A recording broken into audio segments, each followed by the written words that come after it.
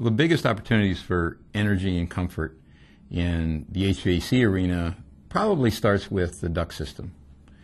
The average duct system loses about 40% of the energy that goes into it, whether it's cooling or heating, and the duct system ends up putting the wrong amount of cooling or heating into the rooms because they're not balanced well and not designed well. So, and this is in the residential area. And so that's a huge opportunity. I guess the next thing that I would bring up is probably the amount of refrigerant and the amount of air in an air conditioner or a heat pump, and the amount of airflow across the inside coil. So those are things that are chronically incorrect. About 2/3 of the units have the wrong amount of refrigerant in them, and better than half of them have low airflow compared to what they should have in order to be at their full efficiency. So the units are just not working properly, and the result of that is that oversizing is also a really big issue. So in order to cope with all these problems that get built in from the beginning, contractors and builders and even homeowners, when they request a new unit or replacement unit, tend to go to a unit that's way too big, and it just makes the problems even worse. The problems that, as a result of oversizing, the problems grow because you have too big an air conditioner for too small a duct system, so you can't get the right amount of airflow through it. You cover up problems with respect to the amount of refrigerant in the unit or the amount of airflow across the inside coil by just raising your utility bill. There are some other big problems with oversizing as well, and that is in climates where there's a good deal of humidity and you need to drain a lot of water out of the air, or pull a lot of water out of the air. In those areas, when you have a oversized unit, it runs for very short cycles, and very short cycles end up being very poor at removing moisture from the air. The most important information for builders to know about is that actually they can save money by having it done right, and save money by actually getting it verified so that they don't have to worry about and pay for oversized units.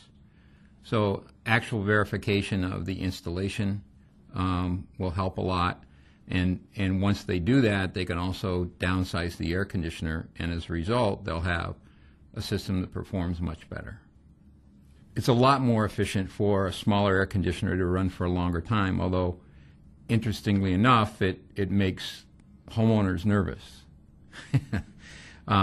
So when you have the right-sized air conditioner, it's going to run for a really long time. But since it's smaller, it pulls less watts, and as a result, less kilowatt hours, even though it's running longer. And when it runs longer, it's able to pull moisture out of the air in the areas where you need that to happen. And I don't know. Yeah, intuitively, people think, okay, if my air conditioner goes on for a short period of time and then goes off, that's really good. But it's exactly the opposite. If the air conditioner runs for a long time, that's it running at its maximum efficiency. I guess the parallel is stop and start driving in the city as opposed to highway driving. At the beginning of the air conditioning cycle is very inefficient. It has to move the refrigerant around from where it started, et cetera, et cetera. It takes actually about 15 minutes to get to steady state. And the average length of an air conditioner run cycle, particularly an oversized one, is in the area of 3 to 5 minutes. So the result is that they run really inefficiently when they have those really short cycles. There is a common misconception that bigger is better, and that misconception is just absolutely wrong. You really want to have a smallest air conditioner that can do the job for you. And when we go out and measure and monitor systems, we see that the smaller systems with the smaller air handlers, adequate duct systems, and a smaller outdoor unit and smaller coil actually performs a whole lot better. for example, in Northern California, in one of the hotter areas up there, we just looked at a couple of houses that 3,500 square feet that have 2-ton air conditioners on them. And it's very hot in this particular area. And all the local contractors, except the guy who put it in, says, you know, you just can't do that. That's impossible. But it's working perfectly. It's keeping the house, both houses, cool down to their set points. Everything's working great. But the vast majority of the local contractors just can't believe it. That can't be done here. But it is. The rest of them would put in a 4-ton unit. Convincing people it's the right way to go has been a long process and continues to be a long process. I think that there's improvements coming up. There's a proposal that in 2007, in order to get an Energy Star rating on new air conditioners, new central air conditioner, that the unit will actually have to be verified as being installed properly.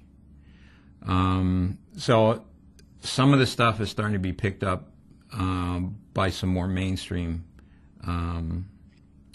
organizations, and that helps. But it's a long haul, and frankly, the average homeowner doesn't think much about their air conditioner. And the average builder just tells the HVAC contractor to put in an air conditioner and to do it cheap. And you know, that's part of the issue, is it's not a really high priority for folks.